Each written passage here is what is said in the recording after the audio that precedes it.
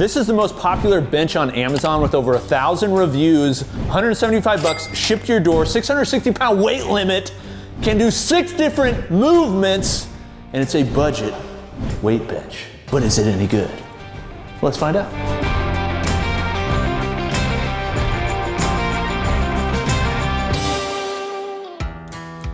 Hey guys, this is Coop from Budget Gym Co-op, here to review the Obstacore weight bench set.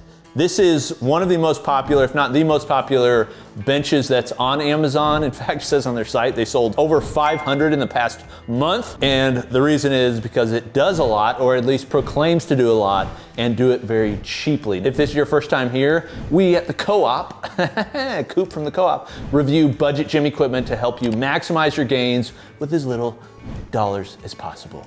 But today I want to review this. We're going to load it up with weight to see if it actually meets the weight capacity. I'm also going to walk through all the different movements, what I think about it in comparison to the many others that are on the market, and who I think it's for. Let's get into the review. First off, this is designed as a 6-in-1 piece, which you can always add more movements to a piece. One thing I'd just say, generally speaking, and I'll talk about this probably a lot on this channel, is the cheaper something is, I would say generally the simpler it should be. Because you're trying to not increase price, but you're trying to increase features. That means you're making some cuts in some places that maybe you shouldn't. But this is designed to be a bench, as you can see, a typical weight bench rack that you've seen for years. I actually don't mind these designs. I think for a lot of people getting into a home gym, this is, just be clear, I don't think anybody would disagree with this. This is not like a buy it for life setup. That's not what this is. This is designed for people, I think, that are beginning their home gym journey, or people that are just looking for functionality and something that stores away in a compact platform. And that's what this actually does. It looks like it takes up a lot of space, but actually one of the nice features has a pin right here that you pull, and then this piece can actually fold up and you can put it away. This actually reinserts for safety. So really for people that are like an apartment or small space, it can work for that. Now the bench itself can be used in the flat orientation, which you see right now. We currently have weight on top. I will say they show a lot of stuff that this can do. I will just say, I'll show you the things that I think it's supposed to do, and then you can let your imagination run on the other stuff. Things like squat rack. You could technically, if you really wanted to, turn these J-cups around, get under this, and then squat. You gotta understand though, you're not really able to get fully under it. I think it's really designed more for as a weight bench set with some other things on it. So let's start with bench. First off, it can be used in a flat bench. It can also be used in a decline or 2 incline settings. The way that that works, there's a rod right here that you pull out, and then you can adjust it in the 3 different settings or move it all the way, and then you have a decline setting. They don't give any increments on what these are. My guess on these, based upon what I'm seeing, this is like a -10 or -15, pretty close to it, flat. Then you have one here that's probably around a 20 degree, and then one here that's 35 to 45. It's probably what you're looking at. So if you really want to be specific on that, this isn't the bench for you. It's not really designed to be very specific, but it works in those orientations. And I will say, I like the way that this is designed with the pipe versus having some cheap mechanism off the back, because you're basically just resting on a metal pipe, and it's definitely going to be solid enough to handle the weight that you need to hold. Now this is the flat orientation. There's all this stuff up front. So if you want this out of the way, you can technically pull this preacher pad out. This is kind of fixed in here. It's not really designed to be removed. Neither are these ankle rollers. So you kind of just got to get used to them being there. One thing you'll notice on this, the bench gap leaves a lot wanting. It's 2 inches, and you can feel it, folks. It's very, very wide. But when you lay down, you're not feeling any of the bars underneath, I will say that. So then when you go to bench, this is one of the annoying things about the bench. They're trying to make it really compact so that it can fit in as small a box as possible, so they can ship it as cheaply as possible. So you can notice the width of the bench rack is basically perfectly where you'd want to place your hands. Pretty frustrating. So you really either got to go with a close grip bench or a wide grip bench. There's really no, like, you can actually see it's like basically resting where the IPF rings are that you'd normally use. So just be aware of that.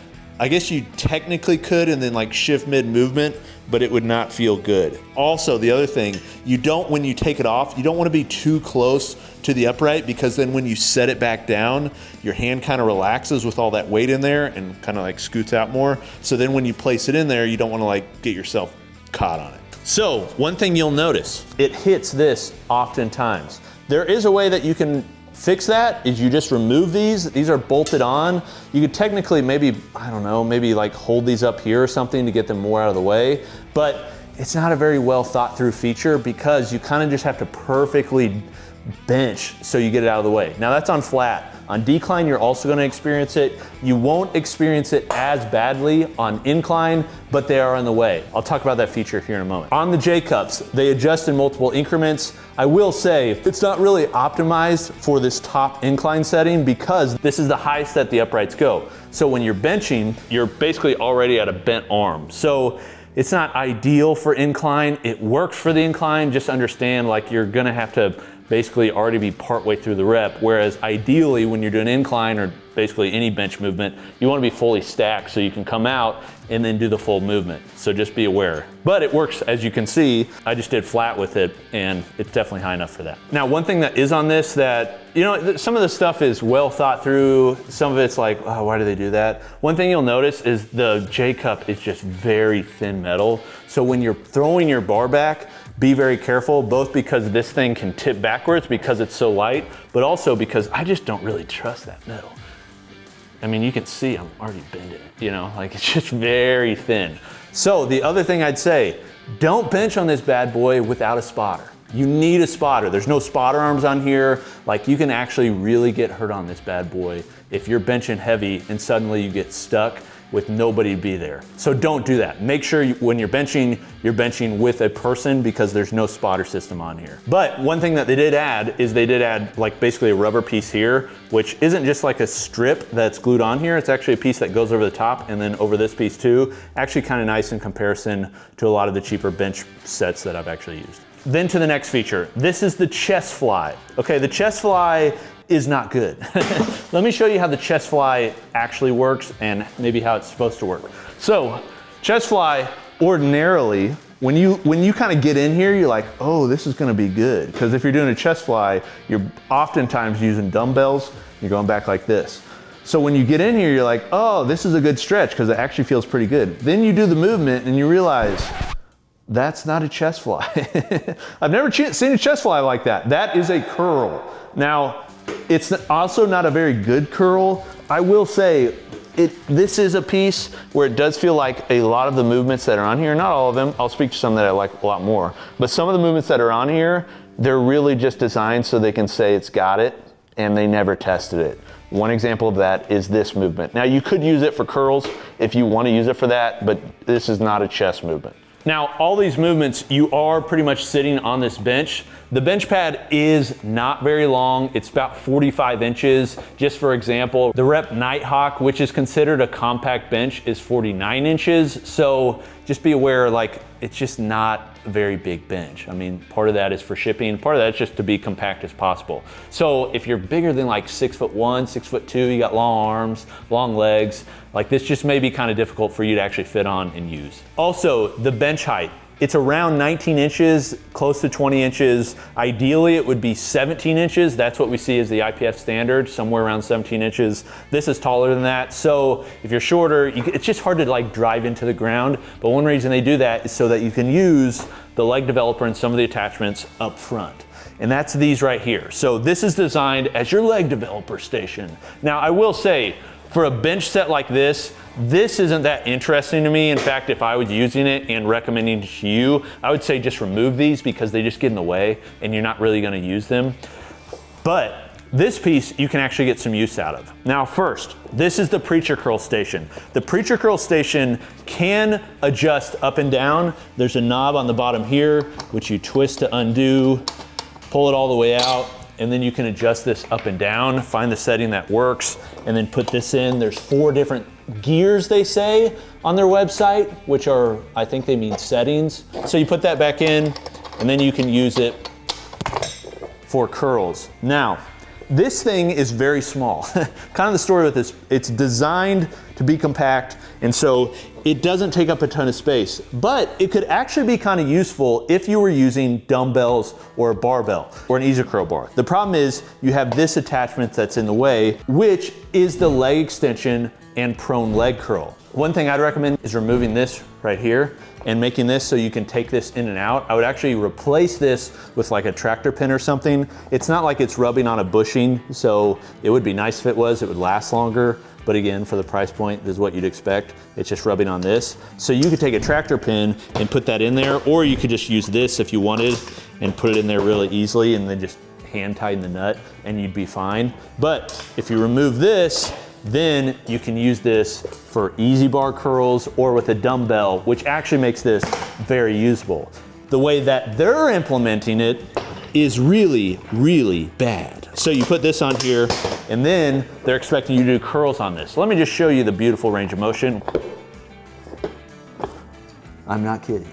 So that does not work. That is not optimal in any freaking way. So you do not want to use it this way. Now you could also use it going this way, and you can do it kind of like that. It just, it just doesn't work. Now you can use this in some other ways, like if you want to do like wrist curls or something, maybe there's something there. But in the current orientation, personally, if I was using this all the time, I'd just remove this piece and then I'd make this removable really quickly, which kind of fixes the issue of the preacher curl. Okay, this is removable, which is nice if you want to get it out of the way. Then you can do leg extensions and prone leg curls. For leg extensions, I would actually say the leg extension isn't too bad if you work with the quirks. So let me put some weight on here. One thing you'll notice, the weight plate holder is a 1-inch rod. It's not designed specifically for Olympic weight plates. I actually don't mind this because there are people that have 1-inch and standard plates, and they also have Olympic plates. So this way you could use either. If you really wanted to, you could easily find a sleeve on Amazon to put over that, so it's a 2-inch sleeve. So put your plate on here. One thing you'll notice is they have very little gap here on your ankle rollers. This ankle roller right here is used for sit-ups, locking in. You wrap your knee around this, wrap your ankle around that, and then you do sit-ups. This bad boy is designed for leg extensions. My kids couldn't even put their legs in there. So the way you have to do this, and maybe that's why they put this handle here. You pull this up, then you get in, then you do your leg extensions. Now, if you go too far forward, you're gonna hit the plate. If you notice, your toes kind of hit the plate, your knees kind of hit the plate, but if you lean back a little bit, it's not as bad. You can then do leg extensions. Now, this is not like the best leg extension in the world by far. You're very narrow. The pads are very small. I would not load this up heavy. But I would say the way that I would use this is I would probably just use it for one leg extensions. You're not gonna get a crazy like stretch on it. You've got this here that's kind of in the way, but it's something, you know, like it's better than nothing. And that's what I think this is designed for and works fine for. Sam has a question, audience has a question. Yeah, so Coop, with this fine piece of machinery we have here, would you at all be concerned if you didn't have a bar and plates on the back, you're sitting this far forward, the whole frame is a T-shape, you got this thing loaded up heavy, could it tip forward? Well, let's go ahead and just try it. So if you take this off, there should be enough weight on the back and you're sitting on it, so I don't think it should be a worry. I will say the thing that you should be most worried about is putting the weight on the bar and that being really heavy, which we'll find out here in a moment how much it can hold. But for this, I'm not too worried about it, especially if you're laying back. Okay, then to the other prone leg curl. So the prone leg curl, like its name suggests, you lay down. You can put this at an incline if you'd like, or you can just leave it here. Lay down, put your leg in the rollers, and then you curl. This is actually, of the movements, it's my favorite. The leg curl, prone leg curl, actually is not that bad. Strength curve feels okay. You can get a full range of motion. You're able to get a good stretch. The rollers actually don't feel too bad on your Achilles. It's not too bad of a movement. Now I would say a lot of you would probably be better off just doing Nordic curls because it's not like you need much money to do those and you're gonna get better work. This is an option for you if you've got this rack. Now, let's load this bad boy up. Okay, so the 660-pound weight rating includes your body weight. So if you got a 200-pound person on there, 440 more pounds you can load up. So this is 225, 315, 405, 495. Okay, just to show you, personally, I would not feel comfortable going under this. And that's why I'm gonna have Sam do it. Sam, do you mind? No, just kidding, I'm just kidding. But seriously, I mean, look at this bad boy. I mean, it is shaking. So, like, the only way I'd say, I mean, if you're benching this much, obviously this is not the bench for you. But you could, I mean, you technically could bench this. I would definitely recommend a spotter. But, I mean, that's holding nearly 500 pounds. Let's just, for poops and giggles, throw another plate on there. And this is the day Sam died. All right. All right. Was that 585? All right. One more. There we go. One more. There's over 600 pounds here, folks. Over 600 pounds. Well, yeah, it's a cheap major duty bar. Yeah, that bar is not designed to hold that much weight, but if you're like, is the upright's gonna hold it? I would not bench on that, but if you're wondering, that holds a lot of weight. Now I wanna show you. Sam, do you mind bringing out the box? Show them just how small that box is. If you're wondering how they can do all that, they ship it in this bad boy, which means it requires some assembly.